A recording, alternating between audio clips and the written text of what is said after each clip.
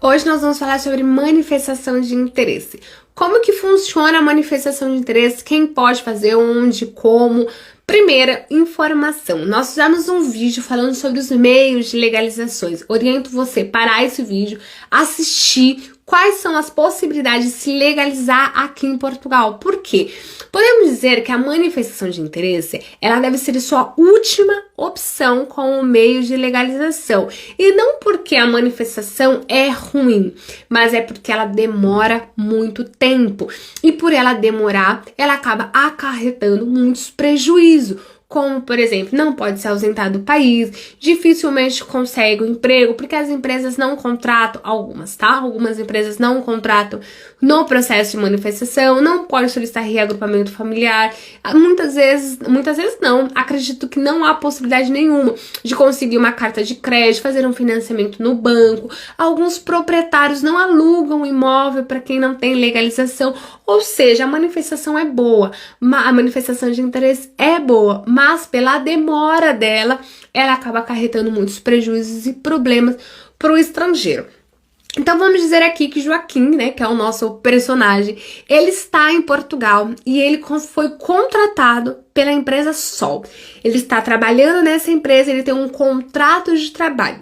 Com o contrato de trabalho, Joaquim vai entrar no site do CEF e vai fazer o cadastro da sua manifestação de interesse. Ali no site tem várias perguntas, um formulário nada muito difícil, tá bom? Bem simplificado.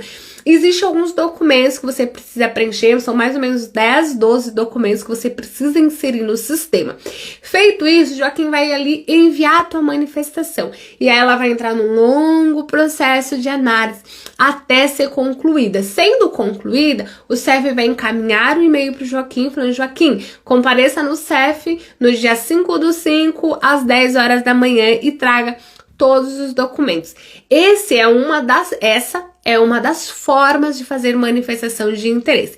A outra forma é que Joaquim, ele chegou em Portugal e aí ele foi enviar o teu currículo na empresa Sol, e a empresa Sol falou: olha, aqui a gente não utiliza contrato de trabalho, você vai precisar fazer um procedimento que chama início de atividade.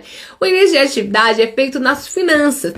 O início de atividade é para um prestador de serviço. É como se fosse no Brasil um MEI, um PJ, um empreendedor, tá bom? Ele não tem vínculos igual o empregador tem com um contrato de trabalho. No Brasil, quando você pega um PJ e um CLT, são regras e procedimentos trabalhistas diferentes para cada um, tá bom? Até a aplicação de encargos são diferentes. Ótimo. Então, o Joaquim foi lá, fez o seu início de atividade, está trabalhando todos os dias na empresa Sol. No final do mês, ele vai receber o seu ordenado, que é o seu salário.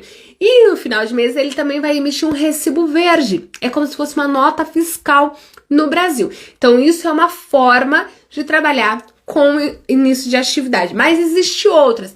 Vamos dizer que Joaquim, ele faz pães, tá bom? Ele trabalha com isso. Só que aí ele vende pães para empresa Sol, para empresa A, B, D, ele vende para as pessoas da sua rua, ele tem vários clientes, ele é um prestador de serviço, ele vai a cada venda emitir um recibo verde, certo? Com esse recibo verde, ele também pode fazer a sua manifestação de interesse e segue as mesmas regras para aquele que tem um contrato de trabalho, vai inserir os documentos no sistema e vai aguardar que o CEF entre em contato.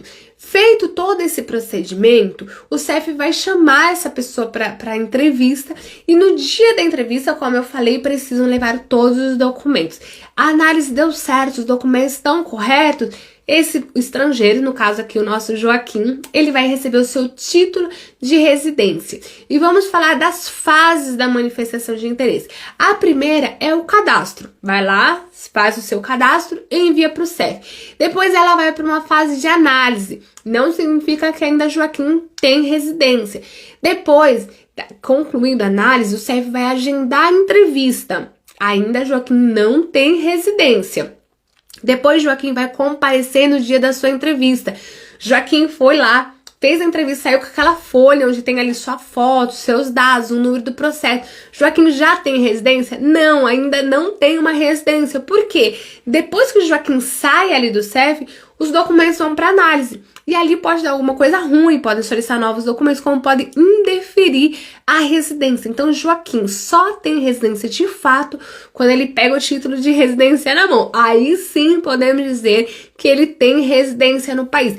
Quando ele tá nesses processos, aplica-se as regras que eu te falei, onde ele é prejudicado, onde ele não pode solicitar reagrupamento familiar e onde ele perde muitos benefícios por ainda não ter residência. Vamos dizer que Joaquim fez a sua manifestação de interesse com um contrato de trabalho, mas Deus Pai, né, demorou tanto essa manifestação de interesse que no dia da entrevista, Joaquim não estava mais com um contrato de trabalho, já estava com início de atividade em outra empresa.